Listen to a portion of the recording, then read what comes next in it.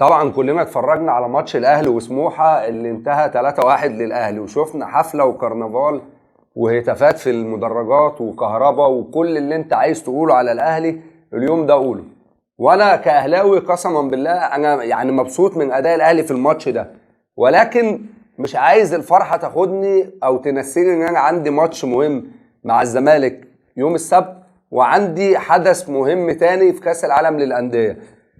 حد يجي اهلاوي يقول لي يا عم افرح احنا كسبنا، وكهربا اللي موقوف بقاله كتير جاب هدف وصنع وعمل والدنيا كانت هيصه وبتاع. فرحنا ساعه الماتش يا جماعه، الكل يلتزم الصمت، الكل يشتغل. عندنا ماتش مع الزمالك مهم جدا جدا جدا يوم السبت، وعندنا كاس العالم وده الاهم. انا من وجهه نظري احنا ما كناش بنلعب حد، فعشان ما مش عايزين برضو نقع في الاخطاء اللي قبل كده. سموحه فرقه فاضيه، وده انا قلته قبل كده في ماتش سموحه اللي فات لما تعادلنا معاهم، كانوا حاطين 12 13 لعيب ورا، تمام، وعمالين بقى يدافعوا، وفي الاخر ما عرفناش نجيب جون. فهو نفس الموضوع اللي فرق معانا، بس امبارح ان كان الهاني سليمان فاضي، فربنا كرمنا وقدرنا نخلص عليه.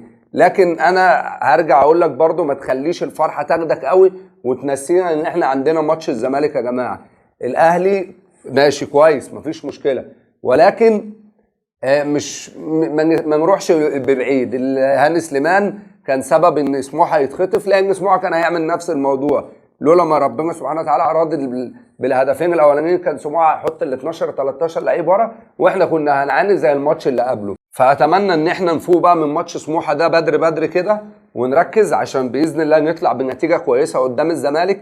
ورساله لكل جماهير الاهلي والزمالك، الماتش يوم السبت مش عايزين ناخد الموضوع كله بسلاسه وهدوء، عشان الموضوع مش كبير قوي.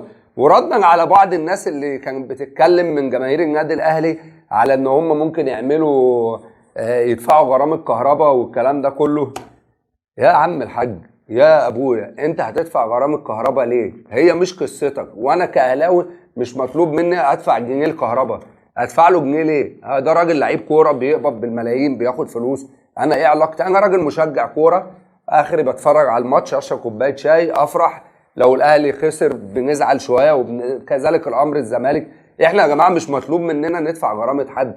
هو حد عمل المشكله الكهرباء غيره؟ هو حد وقع نفسه في مشكله قال لك كهرباء؟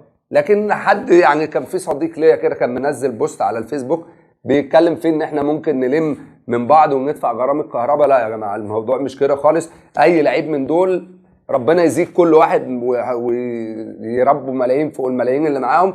احنا مش مطلوب مننا نسند حد، هو بيلعب كوره في الاول وفي الاخر يعني.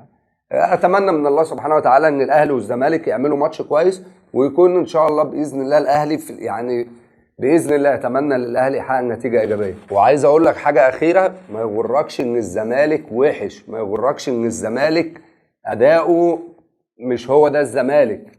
لقاءات القمه يا جماعه ملهاش حسابات.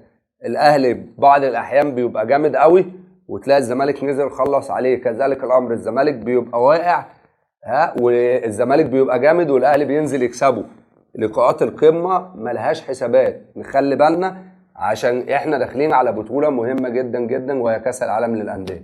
وما تنسوش يا جماعه تشتركوا في القناه وتفعلوا الجرس عشان يوصلكم كل جديد. سلام.